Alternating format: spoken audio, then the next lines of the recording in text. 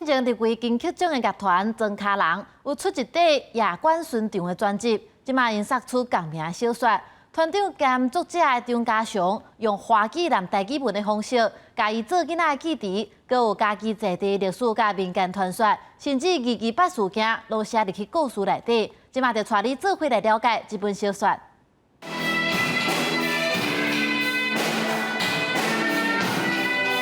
今年才入围金曲奖的庄卡人乐团，最近新出一本专辑，甲同名的新册。团长张家祥表示，伊自高中前就开始筹备出唱片甲册，两个物件相关联。内底的故事嘛是讲传奇的故事，咧讲我细汉时一寡童年记忆，啊一寡较魔幻的物件，可能鬼仔古，啊有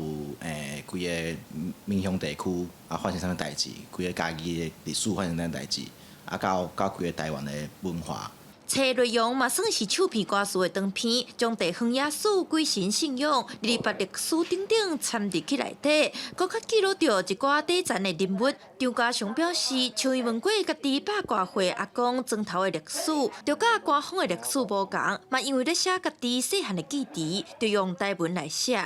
较早细汉的记忆拢咧讲台语，啊，我愈写时愈感觉着我应该用台语来写啥代志。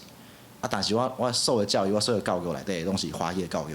啊，写的文字拢是华文，所以我感觉讲，我就忠实呈现这个状况，我都有时阵就华文，有时阵就台文。册内搁较有关注民记、客机等等，伊认为即马是多基建的时代，所以爱完整呈现。张家祥希望读者甲介意音乐的人，通甲文字甲音乐相结。 哪听哪看，得到全新的体会。记者陈嘉不离开台，就随台北采访报道。